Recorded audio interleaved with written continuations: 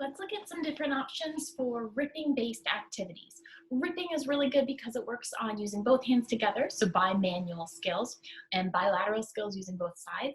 Visual motor integration is also used as we're using our eyes and our hands together. We're working on strengthening our hands as we're ripping, and we've got that resistance to the paper. We are also using our pincer skill. We're using our thumbs opposed to our pinching fingers while we're ripping. At least we want to be ripping this way. We'll find that it's much more effective than holding with our full grasp. So we do want to promote that pincer grasp with this activity that does also help develop grasping patterns. This activity can also work on in-hand manipulation, and we can also incorporate some midline crossing. So lots of skills, and we can do it with a lot of different options for what we use. So you can use paper or you can use tissue paper as a really nice option. Tissue paper or tissues, you could use just like Kleenex or toilet paper, is going to be easier to rip than a harder paper. So we pinch, and pull one towards us to rip.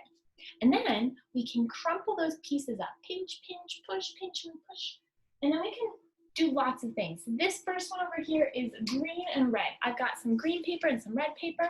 We can put the pieces we rip through color matching pieces. I like having these taped up on the wall, or in this case on the door, so that we're reaching up to put the pieces in. We're using our upper extremities, our arms, and we're strengthening our shoulder girdle and this whole arm because we really need that strength for doing our fine motor activities. I'm gonna rip some green paper. As you can see, this paper I practice my snipping skills on. Ripping is really good as a precursor to cutting because it's a bimanual skill where we're not yet having to manipulate the scissors. So with this, it's nice that I've already got pretty clearly where I can pinch, and then pull to rip. Pinch. You can also just use, like if you have lines like this drawn to help cue where to pinch your fingers and then rip.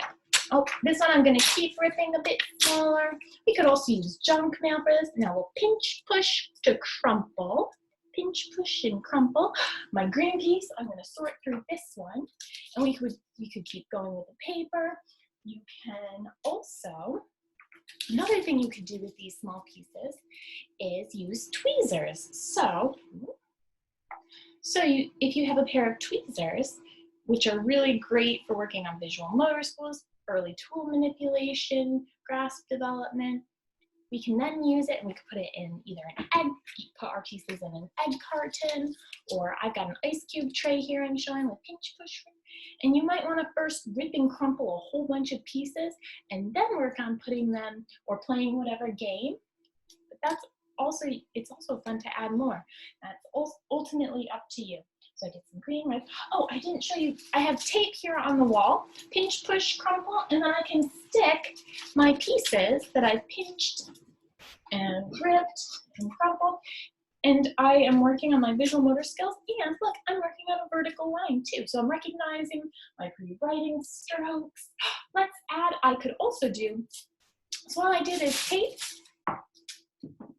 and then we fold it into a loop like that.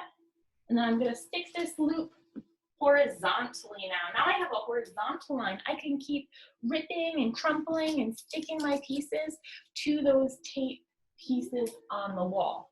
And this has also got me reaching up against gravity, working my entire upper extremity for strengthening and having to engage my core for postural stability as I'm reaching up. So those are really great options.